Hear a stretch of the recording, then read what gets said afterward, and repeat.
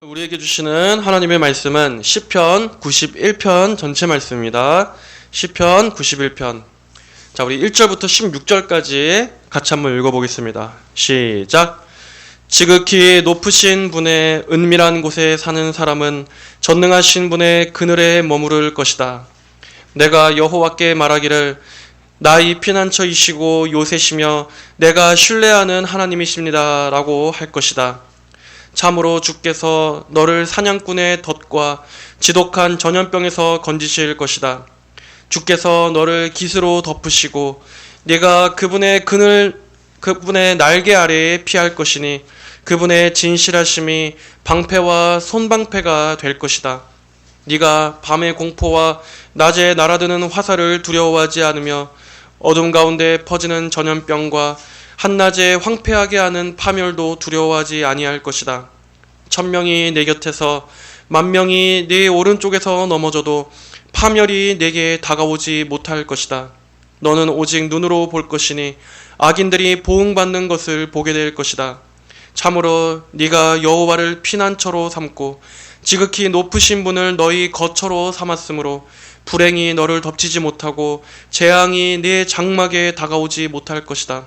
주께서 너를 위하여 자기 천사들에게 명령하여 너희 모든 길에서 너를 지키게 하실 것이다.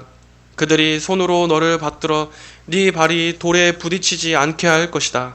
네가 사자와 독사를 밟으며 젊은 사자와 뱀을 짓밟을 것이다. 주께서 말씀하셨다.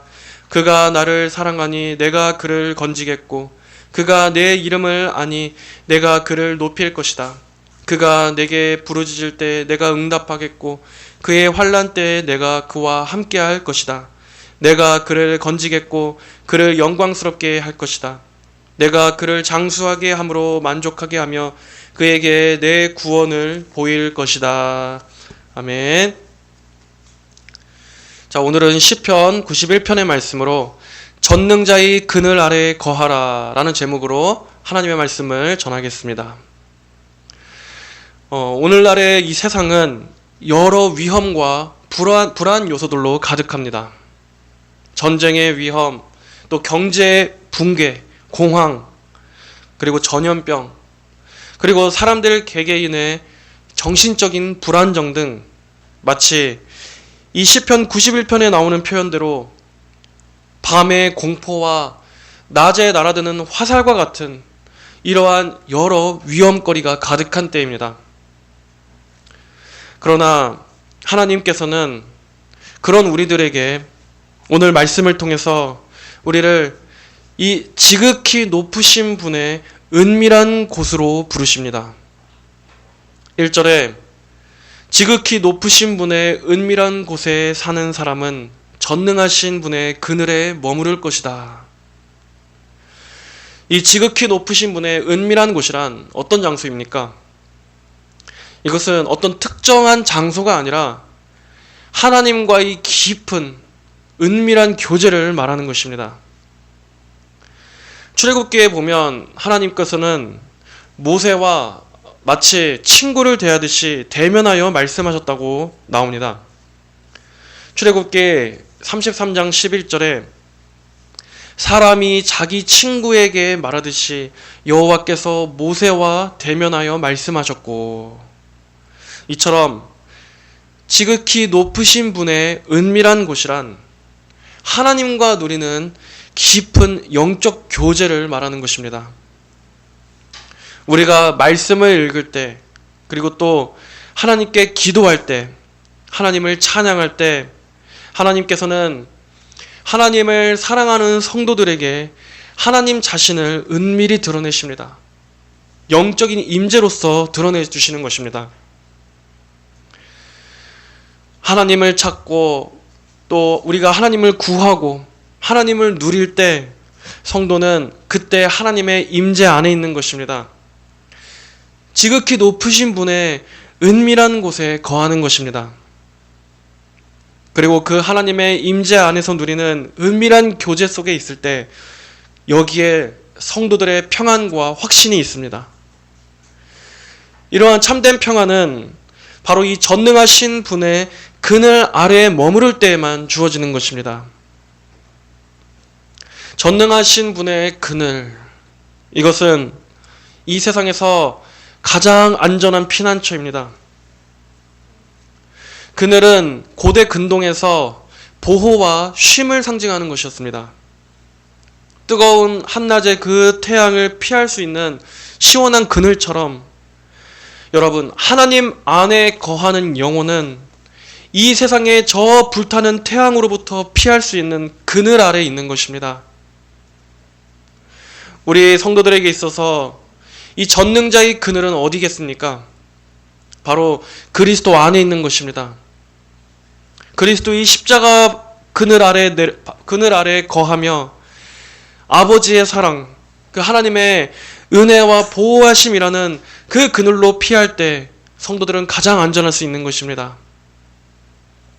전능하신 분의 그늘 안으로 피하는 것이 가장 안전한 것이요, 가장 궁극적인 생존 대비입니다. 하지만 이 가장 중요한 준비는 하지 않고서 다른 여러 가지를 분주하게 준비한다고 한들, 여러분, 하나님 안에 있지 않다면 그 모든 것들이 다 무슨 소용이겠습니까?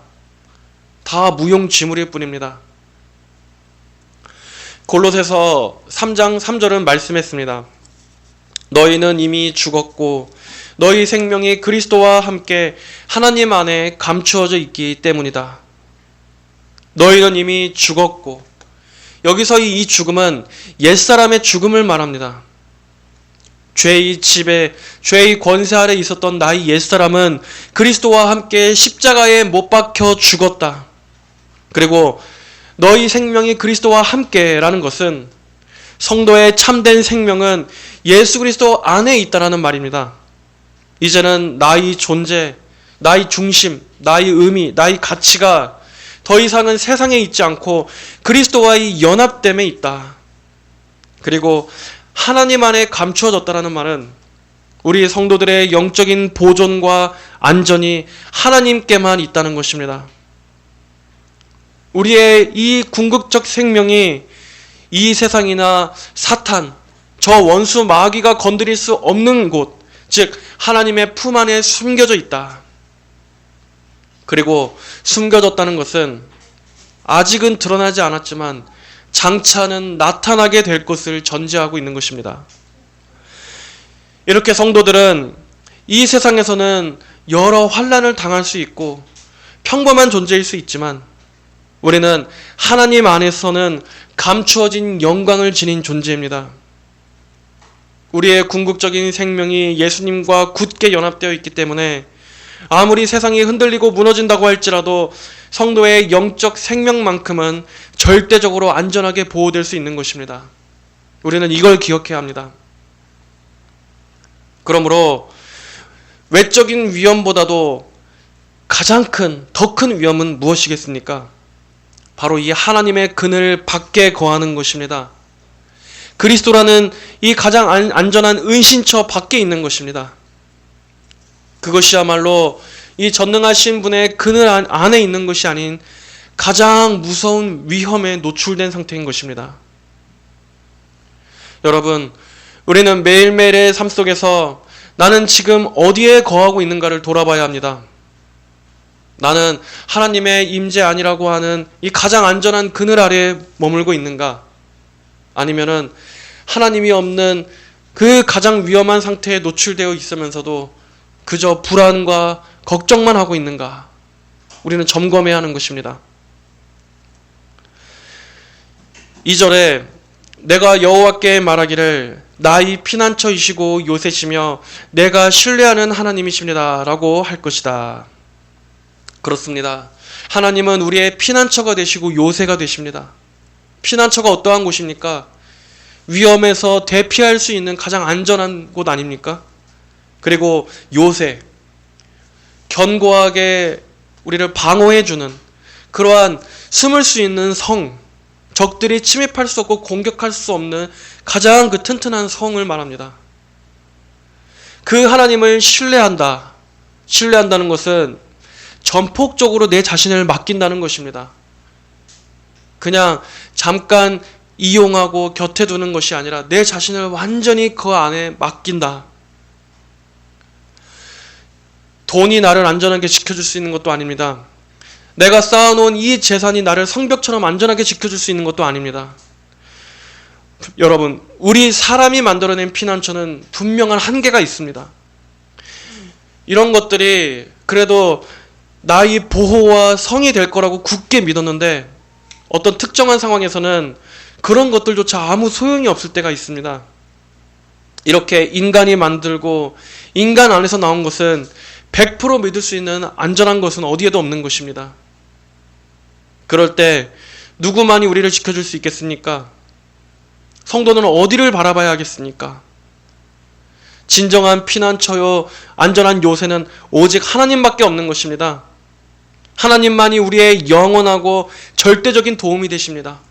어떠한 상황 가운데에서도 우리를 안전하게 지켜줄 수 있는 분은 이 세상에 하나님 한 분, 단 한 분밖에 없습니다. 하나님께서는 어떻게 자녀들을 도우십니까? 하나님은 마치 요새처럼 우리를 감싸 둘러주시는데, 자, 3절에 보면 참으로 주께서 너를 사냥꾼의 덫과 지독한 전염병에서 건지실 것이라고 말씀하고 있습니다. 여기서 사냥꾼의 덫이 무엇입니까? 이것은 비유입니다. 사냥꾼의 덫, 즉 온갖 악한 계략과 술수를 동원해서 하나님의 백성들을 공격하고 파멸의 구렁텅이로 빠뜨리려고 하는 그러한 악인들로부터 하나님께서는 성도들을 지켜주시고 보호해 주신다, 건져 주신다. 그리고 이것은 영적으로 보자면 사탄의 은밀한 괴계와 덫으로부터 성도들을 지켜주신다는 의미입니다. 우리를 죄의 유혹으로부터 건져 주시고 사망의 길, 미혹의 길로 가지 않도록, 마귀의 덫에 걸리지 않도록 하나님께서 우리를 피하게 해주신다. 그 모든 위험으로부터 우리를 구출해 주신다 하는 뜻입니다. 그리고 전염병도 문자적으로 해석하면 물론 어떤 질병들은 말할 수 있지만, 여기에서 말씀하는 것은 눈에 보이지 않는 영적인 타락과 죄의 확산, 그 영향력들을 말하는 것입니다. 하나님께서는 이 모든 것들 가운데서 우리 성도들의 영혼을 지켜주신다. 물론 성도들도 재난을 겪을 수 있습니다. 성도도 전염병에 걸릴 수 있습니다. 믿지 않는 사람들만 이런 피해를 입고 성도는 절대 어떠한 병에도 걸리지 않고 어떠한 재난도 당하지 않는다, 그런 것이 아닙니다. 하지만 성경에서 말씀하는 보호는 영원한 관점에서 이 보호라는 것을 알아야 합니다. 즉 어떤 이 땅에서의 안전함, 그것만을 약속하는 것이 아니라 우리의 이 영원, 성도의 모든 일생과 내세 이후에까지의 모든 것에서 하나님께서 우리를 지키신다. 그런 점에서 우리 신자들에게는 영생이 있지 않습니까? 하나님께서는 물론 이 땅의 급박한 상황에서도 우리 성도들을 능히 구원하실 수 있는 분이시지만, 우리는 하나님의 섭리 가운데 어려운 일들을 당할지라도 우리에게는 영생이 있기 때문에 궁극적인 소망이 있는 것입니다. 또 4절에 주께서 너를 깃으로 덮으시고 네가 그분의 날개 아래에 피할 것이니 그분의 진실하심이 방패와 손방패가 될 것이다 라고 말씀하고 있습니다. 마치 새가 깃으로 자기 새끼를 이렇게 품어 안는 것처럼 하나님께서도 친밀하게 자녀들을 보호하심을 말씀하고 있습니다. 그리고 그분의 진실하심이 방패와 손방패가 된다는 것은, 방패가 뭡니까? 방어구지 않습니까? 하나님의 신실하심이 이렇게나 견고하게 우리를 방어해 주신다는 것입니다. 하나님의 약속이, 그리고 하나님의 그 변치 않으시는 그 성품이 우리를 이렇게 딱 감싸서 우리의 전신을 방어해주는 아주 단단한 철벽같이, 그래서 하나님의 약속은 그 어떤 것에도 결코 깨어질 수가 없는 것입니다. 5절에 네가 밤의 공포와 낮에 날아드는 화살을 두려워하지 않으며 어둠 가운데 퍼지는 전염병과 한낮에 황폐하게 하는 파멸도 두려워하지 아니할 것이다. 밤, 이 고대 근동에서 밤이라는 것은 어떤 보이지 않는 어떤 악한 영적 세력이나 또 알 수 없는 위험들을 상징하는 것이었습니다.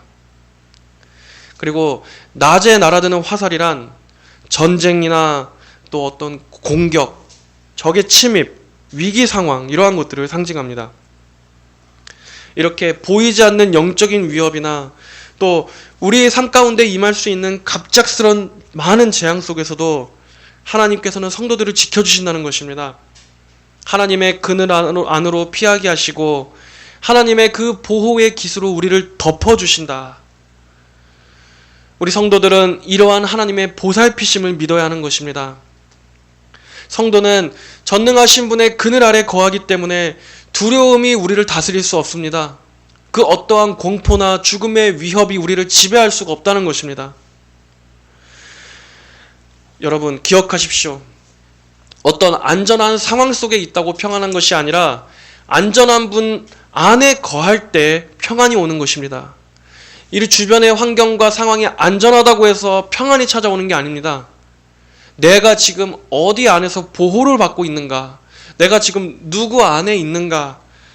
하나님 안에 있느냐 없느냐 하는 이것이 중요한 것입니다.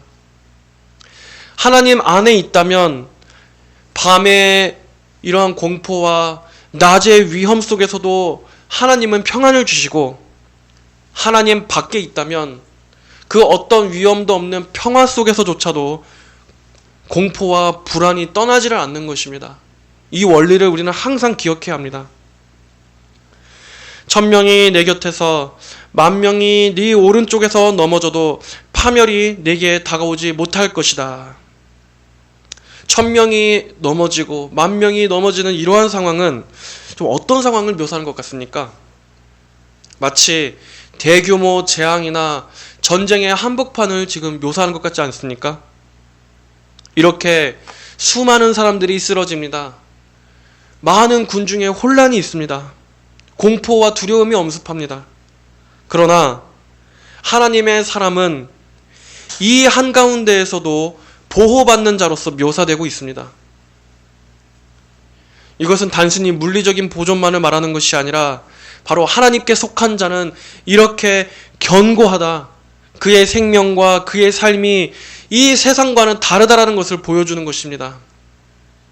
성도 여러분, 세상이 무너져도 하나님께로 피한 자는 결코 무너지지 않습니다. 여기서 분명히 내 곁에 있는 많은 사람들이 쓰러집니다. 그러나 파멸이 내게 다가오지 못할 것이다. 파멸이 다가오지 못한다는 것은 하나님의 초자연적인 보호와 개입이 성도에게는 있다는 것입니다.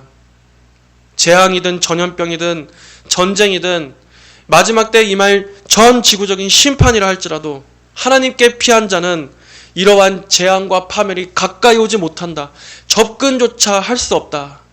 이렇게 하나님께서는 성도들을 위해 특별한 보호로 지켜주신다는 것입니다.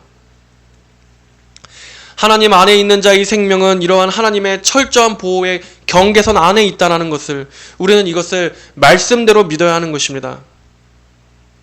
성도들이 어떠한 위험이나 환난으로부터 보호받은 것은 세상이라면 운이 좋았다 이런 식으로 말할 수 있겠죠. 하지만 성도의 보호는 이런 것이 아닙니다. 우리 성도들의 보호는 바로 하나님의 언약의 약속에 근거한 것입니다. 우리는 하나님의 주권 안에서 이 세상의 모든 일들이 일어난다는 것을 믿고, 신자에게는 하나님께서 약속하신 언약, 그리고 그 언약의 근거에서 하나님의 주권적인 보호가 날개처럼 우리를 두르고 있음을 바라봐야 하는 것입니다. 8절에 너는 오직 눈으로 볼 것이니 악인들이 보응받는 것을 보게 될 것이다 라고 말하고 있습니다. 여기서는 하나님을 신뢰하는 자와 그렇지 않은 자의 이 분명히 구별되는 결말에 대해서 나옵니다. 하나님을 경외하는 신자는 하나님의 철저한 보호를 입는 반면에 악인들은 재앙과 재난과 심판을 피할 수 없습니다. 하나님께서는 그저 까닭없이 무작위로 그냥 재앙을 막 퍼부어 내리시는 분이 아닙니다. 하나님은 보응, 즉 공의롭게 재앙과 심판으로 행하시는 분, 그들에게 갚으시는 분이라는 것을 보여주고 있습니다. 그 예로 하나님께서 애굽을 10가지 재앙으로 치셨을 때 애굽의 온 지역에서는 재앙으로 인해 고통과 절규가 가득했었지만 이스라엘 백성들만은 어땠습니까? 그 애굽에 내리는 재앙으로부터 철저하게 구별되어 보호받았지 않습니까? 그것처럼 하나님께서는 아무리 이 세상에 임하는 여러 재앙과 환난 속에서도 악인들과 하나님의 자녀들을 철저하게 구별하여 보호하신다는 것입니다. 악인들은 잠깐 동안은 형통하고 잘 되는 것처럼 보일지라도 하나님께서는 하나님을 거부한 그 행위의 결과, 하나님의 그늘 아래로 들어오지 않은 그 결과에 대해 공의로운 결과를 행하실 것입니다. 이렇듯 하나님의 공의로우심은 더딘 것 같아도 반드시 이루어집니다. 그래서 우리 성도들은 바로 이러한 것을 눈으로 목도하게 되는 그날까지 하나님을 신뢰함으로, 믿음으로, 인내함으로 기다려야 하는 것입니다. 다음 구절에 참으로 네가 여호와를 피난처로 삼고 지극히 높으신 분을 너희 거처로 삼았으므로 불행이 너를 덮치지 못하고 재앙이 네 장막에 다가오지 못할 것이다. 주께서 너를 위하여 자기 천사들에게 명령하여 너희 모든 길에서 너를 지키게 하실 것이다. 하나님을 피난처로 삼는 자에게 임하는 보호와 약속을 지금 말씀하시고 있습니다. 자, 그런데 여기서 중요한 것은 바로 이 거처라는 말입니다. 거처. 지극히 높으신 분을 너희 거처로 삼았으므로. 거처는 잠깐 위급할 때만 잠깐 대피하는 곳이 아닙니다. 거처가 무엇입니까? 거처는 항상 거하는 장소입니다. 항상 거하는 곳. 하나님을 그저 일시적인 피난처가 아니라 우리 삶의 영원한 거처로 삼아야 한다는 것입니다. 여러분은 어떠십니까? 여러분은 그저 하나님을 필요할 때만 찾고 부릅니까? 그저 내가 필요하고 내가 잠깐 어떤 인생에 문제가 생겼을 때만 찾고 부르짖는, 그것은 하나님을 이용하는 것입니다. 우리는 항상 하나님을 나의 거처로 삼아야 합니다. 늘 하나님 안에 있고 늘 하나님을 생각하고 늘 하나님을 마음에 품고 하나님 안에서 살아야 합니다. 하나님과 항상 함께 동행하는 삶을 살아야 합니다. 불행이 덮치고 재앙이 장막에 다가온다는 것은 인생에서 일어나는 갑작스러운 위기들을 말합니다. 하지만 하나님을 평생의 거처로 삼은 신자들의 삶에는 하나님의 보호가 이렇게 울타리처럼 쳐져 있기 때문에 이러한 불행으로부터 안전합니다. 성도에게는 고난과 환난은 있을 수 있어도 불행은 없습니다. 저주는 없습니다. 인생에 불필요한 고통은 없는 것입니다. 그런데 우리는 어떻습니까? 이러한 말씀을 읽을 때마다 하지만 현실은 달라. 성도들의 삶에도 불행이 있고 어려운 일이 있고 사건, 사고가 있는데 그건 어떻게 피하겠어? 네, 그렇게 생각할 수 있습니다. 이런 말씀이 현실성이 없다고 느끼는 것입니다. 하지만 여러분, 잘 생각해 보십시오. 그런 인생의 다양한 사건들, 또 그런 사고들이 누가 주시는 겁니까? 그냥 무작위로, 우연으로 막 일어나는 겁니까? 모든 일들이 다 하나님의 손에서 나오는 것입니다. 마치 갑작스럽게 어떤 변수가 터져서 하나님도 통제하지 못하시는 그러한 일이 발생해서 이러한 일이 생기는 것이 아니라 그런 일들이 생기고 우리 인생에서 여러 가지 일들이 또 발생하고 그리고 또 거기에서 건진받고 하는 이 모든 일들이 다 하나님께서 주권적으로 역사하시는 것입니다. 자, 그런데 하나님께서 사랑하는 자녀들에게 그냥 그런 일들을 막 주시겠습니까? 물론 성도들의 삶에도 어려움이 있을 수 있죠. 성도도 갑작스러운 사고를 당할 수 있습니다. 하지만 정말 하나님을 신실하게 믿는 자들에게는 하나님께서 아무 이유 없이 그냥 그런 일들을 주시지 않습니다. 설령 성도들의 인생에 어려움이 닥친다 할지라도 그것은 하나님의 목적과 뜻이 있으시기 때문에 주시는 거지, 절대 하나님께서는 사랑하는 자녀들에게 아무 이유 없이 고통과 아픔과 슬픔을 주시는 분이 아닙니다. 하나님께서는 그런 식으로 자녀들의 아픔을 즐기시는 분이 아닙니다. 하나님께서는 얼마든지 하나님을 경외하고 하나님께서 신실하게 주님을 섬기는 사람들에게는 그러한 위험과 불행과 재난으로부터 오히려 하나님은 막아주실 수 있는 것입니다. 우리는 이러한 하나님의 보호하심을 말씀대로 믿어야 합니다. 그냥 듣기 좋으라고 그냥 마음의 어떤 위로와 평안을 받으라고 성경이 기록되어 있는 것이 아니라 실제로 하나님께서는 이 말씀대로 온갖 재앙과 불행으로부터 우리 성도들을 그리고 우리의 가정을 지켜주시는 분이시기 때문에 이렇게 기록한 것입니다. 우리는 이러한 하나님이시라는 것을 굳게 믿어야 합니다. 여기서 이 장막은 무엇을 말합니까? 나의 삶이나 나의 터전, 또 나의 가족과 같은 우리의 생활의 모든 영역을 말합니다. 하나님께서는 이러한 장막 속에서도 재앙이 우리를 덮치지 못할 것이다. 다가오지 못하게 하실 것이다. 분명히 약속하고 있습니다. 잠언 1장 27절에서는 말씀했습니다. 악인은 엎드려져서 소멸되려니와 의인의 집은 서 있으리라. 의인의 집은 서 있으리라. 이렇게 하나님께서는 하나님을 경외하는 자의 인생과 그 가정을 하나님의 철저한 보호 아래 구별하여 견고히 지켜주시는 것입니다. 이것은 하나님께서 성도들에게만 주시는 특권입니다. 분명히 성도의 인생과 삶은 하나님을 믿지 않는 자들의 삶과는 다른 것입니다. 또 11절에 주께서 너를 위하여 자기 천사들에게 명령하여 너희 모든 길에서 너를 지키게 하실 것이다. 그들이 손으로 너를 받들어 네 발이 돌에 부딪히지 않게 할 것이다. 네가 사자와 독사를 밟으며 젊은 사자와 뱀을 짓밟을 것이다. 마귀가 예수님을 광야에서 시험했을 때 인용했던 구절이 바로 이 구절이었죠. 자, 여기서 시편 기자는 하나님의 천사들의 사역을 언급합니다. 하나님께서는 그분의 자녀들을 보호하시기 위해서 천사들을 파견하십니다. 천사가 하는 일은 무엇입니까? 천사는 눈에 보이지는 않지만 성도들의 모든 삶의 길에서 성도들을 지키기 위해 성도들을 지켜 보호하라는 그 하나님의 명령을 수행하는 일꾼들입니다.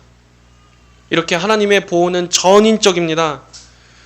우리의 몸과 영혼, 그리고 우리의 가정과 일터, 우리 성도들이 걸어가는 모든 인생길에서 하나님께서는 천사들을 통해 우리를 항상 지키시고 보호해 주신다는 것을, 이렇게 하나님의 보호하심은 우리의 현실 위에 우리의 삶의 그 곳곳 모든 영역에 하나님의 신적인 주권으로서 지켜주신다는 것을 잊어서는 안 될 것입니다. 그리고 발이 돌에 부딪히지 않게 하신다는 것은 우리가 인생길을 걸어갈 때 실족하거나 넘어지거나 다치지 않게 하신다는 뜻입니다.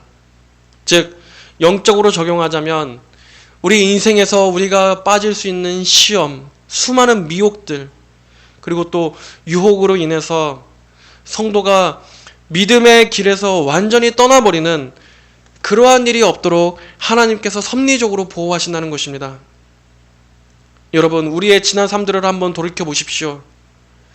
우리의 지난 인생에서도 내가 만약 그때 그 길로 갔었더라면, 내가 그 선택을 했었더라면, 내가 그 사람을 따라갔더라면, 내가 그때 그러한 위험한 것들을 내가 택하였다면, 그렇다면 아마 그 결과가 너무나 무서웠을 거라는 그러한 순간들이 우리 각자마다 몇 번씩은 있었지 않았습니까?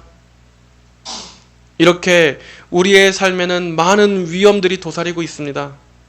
그리고 우리는 그러한 길로 가는 것이 어떠한 결과를 불러올지 우리는 다 예측할 수도 없습니다. 이렇게 많은 순간순간들마다 어쨌든 우리가 이렇게 하나님의 은혜로 지켜줄 수 있었던 것은 하나님께서 우리 인생의 구비구비마다 다 우리의 발걸음을 아주 섬세하게 다 인도해 오셨기 때문입니다. 만약 내가 내 주도와의 인생을 사는 것이었다면 우리가 어떻게 스스로를 지킬 수 있겠습니까? 우리는 매번 아주 어리석은 길로 갔을 것입니다.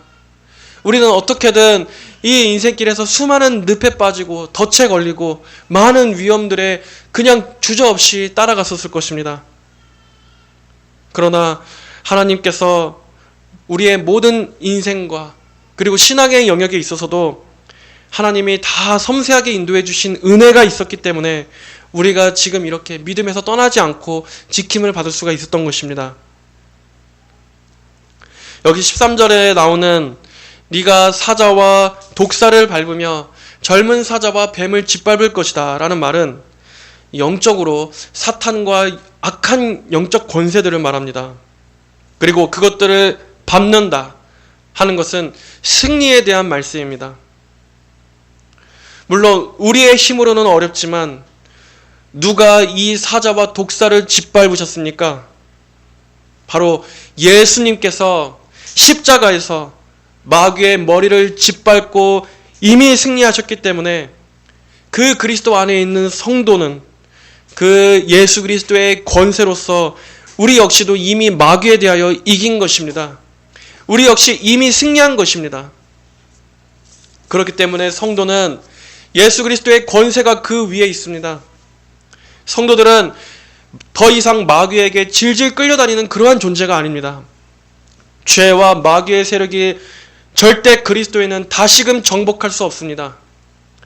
우리는 이렇게 예수님의 십자가 승리를 담대하게 선포하면서 마귀를 제압하고 이기는 이렇게 영적으로 승리의 삶을 살아야 하는 것입니다. 바로 그것이 성도들에게만 주어진 예수님 안에 있는 권세입니다. 잘 생각해 보십시오. 하나님의 명령 아래 천사들이 성도들을 섬기고 있습니다. 그리고 하나님의 권세 아래에서 우리 성도들은 승리하게 됩니다. 바로 이렇게 이것이 성도들을 둘러싼 하나님의 보호입니다. 14절에 주께서 말씀하셨다. 그가 나를 사랑하니 내가 그를 건지겠고 그가 내 이름을 아니 내가 그를 높일 것이다. 그가 내게 부르짖을 때에 내가 응답하겠고 그의 환난 때에 내가 그와 함께 할 것이다.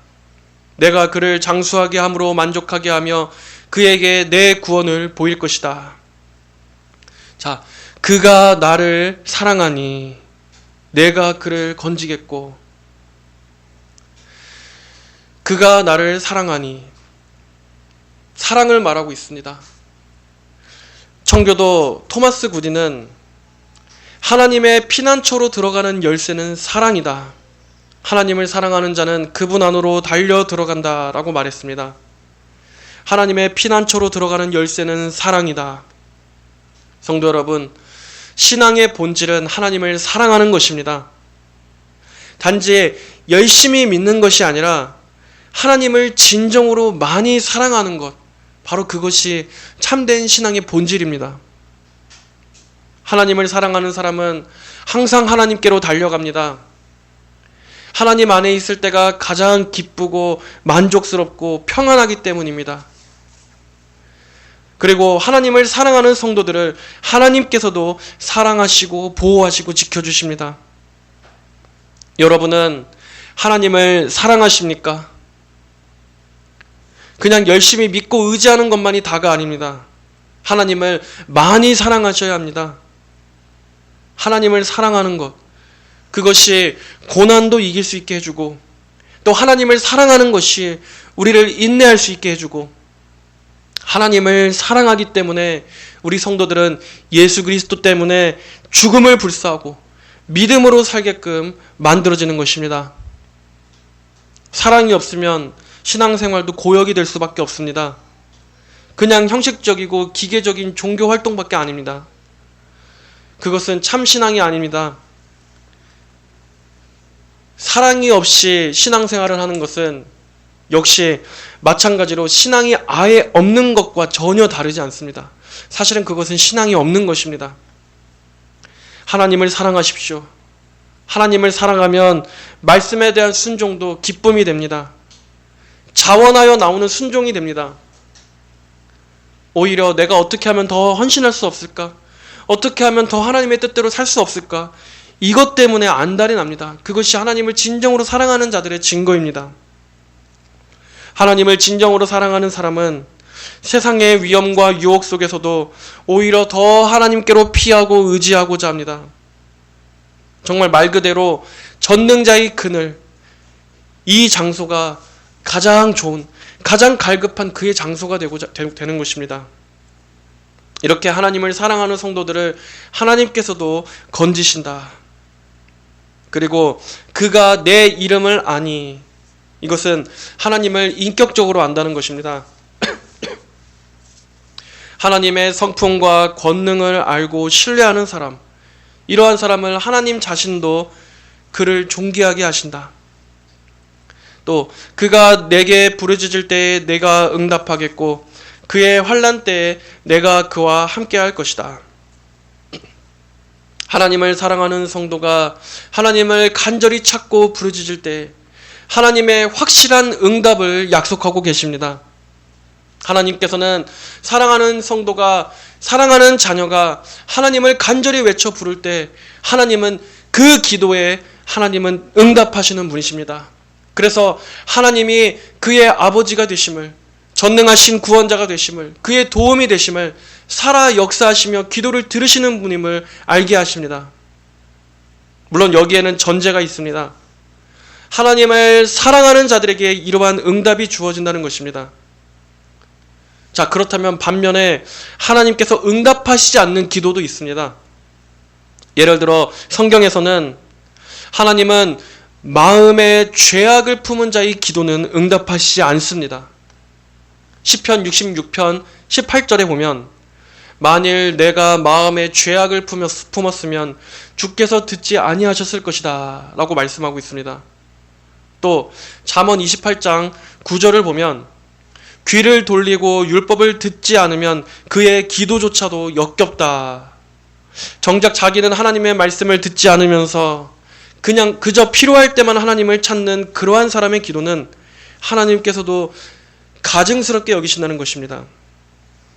그리고 자기 정욕을 위해 구하는 기도, 이건 역시도 하나님은 응답하시지 않습니다.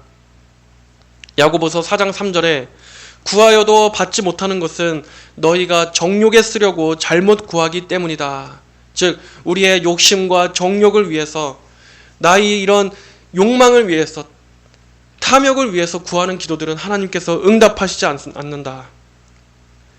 이렇게 기도하는 동기나 그의 삶이 하나님께 대한 불순종과 죄악으로 가득 차 있다면 하나님은 그런 사람의 기도는 응답하시지 않으십니다.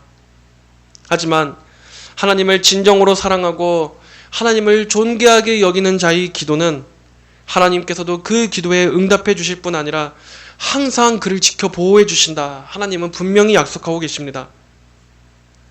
자, 이제 오늘 마지막 구절인 16절에서는 이렇게 마칩니다. 내가 그를 장수하게 함으로 만족하게 하며 그에게 내 구원을 보일 것이다. 여기서 이 장수는 건강하게 오래오래 사는 것이라기보다는 이 장수의 원어 의미는 어떤 이생에서의 충만함과 형통함을 말하는 것입니다. 이 형통함 역시도 어떤 물질적인 풍부와 그러한 형통함, 그러한 것이 아니라 성경에서 말씀하는 진짜 형통은 무엇입니까? 하나님께서 항상 함께 하시는 데서 오는 하나님의 은혜와 임재로 인한 만족, 그리고 하나님이 함께 하시는 평안, 기쁨, 이것을 말하는 것입니다. 이것이 육체적인 강건함보다도 더 본질적인 충만함, 이것이 장수요, 이것이 풍부한 생명이요, 형통함인 것입니다. 이 모든 것들이 누구에게 있다고 말씀합니까? 바로 하나님을 피난처로 삼는 자에게 있습니다. 전능하신 분의 그늘 아래로 피하는 자들에게 있습니다. 전능하신 분의 그늘 아래 거하는 인생은 일평생 이러한 하나님의 동행하심과 보호가 따른다 하는 것을 오늘 말씀은 보여주고 있습니다. 그리고 마지막으로 그에게 내 구원을 보일 것이다. 그렇습니다. 하나님께서는 구원하심을 통해 영광을 받으시는 분입니다. 하나님은 구원을 통해서 자신의 영광을 드러내 주시는 분입니다. 하나님께서는 우리 성도들의 이 땅의 이 현세에서도 구원의 능력을 보이십니다. 우리의 삶 가운데 있는 많은 위험과 재앙 속에서도 하나님은 그것들을 막아 보호해 주심으로써 현세적 구원의 능력을 드러내 주시고, 그리고 더 궁극적으로는 바로 장래의 구원, 하나님 나라 안에서 누리는 영생을 통해서 완전한 구원의 실현을 보게끔 하십니다. 하나님은 이 땅의 문제들, 그리고 영적인 문제들, 그리고 영원한 내세에 관한 문제들, 이렇게 하나님을 사랑하는 사람에게는 이러한 전인적인 복이 있습니다. 그리고 하나님을 사랑하는 사람은 하나님께서 끝까지 영원히 보호해 주십니다. 성도에게 있어서 구원이란 단순히 생존이 아닙니다. 그냥 내가 지금 살아가는 이 세상에서 어떤 위험에서만 좀 벗어나고 이 잠시만 어려움에서 탈출하고, 하지만 우리 성도들의 구원은 저 영원까지 이어지는 것입니다. 하나님께서는 이러한 궁극적인 영원한 구원을 약속해 주셨습니다. 하나님께서 예수님을 통해 우리에게 주신 구원은 이처럼 강한 것입니다. 영원하고 완전하고 긴 것입니다. 그러므로 성도 여러분, 어떠한 고난과 위험이 닥친다 할지라도 두려워하지 마십시오. 하나님의 구원의 손은 항상 성도들을 향해 펼쳐지고 계십니다. 하나님의 구원은 오늘의 어려움과 또 우리가 알 수 없는 저 내일의 불확실성 속에서도 우리가 믿고 신뢰할 수 있는 실제적인 구원입니다. 시편 46편 1절로 3절은 이렇게 말씀하고 있습니다. 하나님은 우리에게 피난처와 힘이시니 환난 때에 만날 큰 도움이시다. 그러므로 땅이 변하고 산이 흔들려 바다 깊은 곳에 빠지더라도 물이 소리치며 거품을 내고 그 거센 파도에 산이 요동하더라도 우리는 두려워하지 아니할 것이다. 우리는 이러한 약속들을 그냥 관념적으로 그냥 그렇게 이해하지 말고 우리는 실제적인 약속으로 믿어야 합니다. 하나님께서는 성도들을 능히 지켜주시고 그분의 자녀들을 친히 보호해 주신다 하는 이것을, 온 세상이 무너지고 큰 혼란이 닥친다 할지라도 그것조차도 하나님의 허락 아래에서 일어난 것입니다.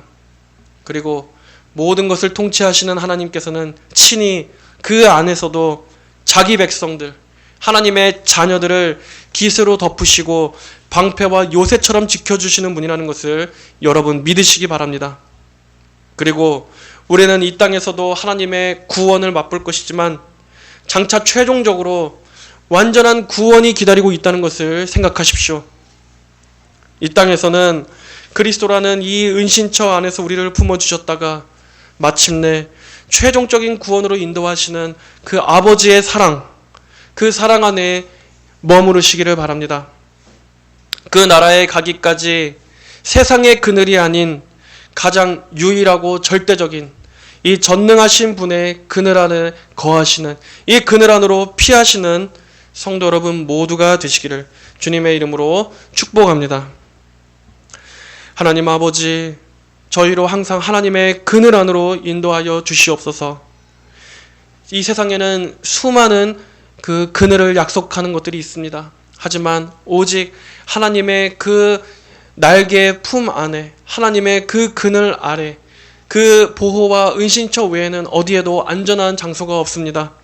오직 하나님의 그늘 안에서 안전함을 입고 오직 주님 안에서만 살기를 원합니다. 이 세상 어떤 것보다도 하나님의 그늘이 가장 안전하오니 주여, 언제나 주님만을 피난처로 삼고 주님께로 피하는 저희들이 될 수 있도록 은혜를 베풀어 주시옵소서. 하나님 안에 있는 이 완전함과 또 평안과 그 언약을 기억하면서 이 세상의 많은 어려움과 풍파 속에서도 고요하고 그 절대적인 평안을 누리는 모든 성도들이 될 수 있도록 저희를 붙잡아 주시옵소서. 감사드리며 살아계신 예수님의 이름으로 기도하였습니다. 아멘.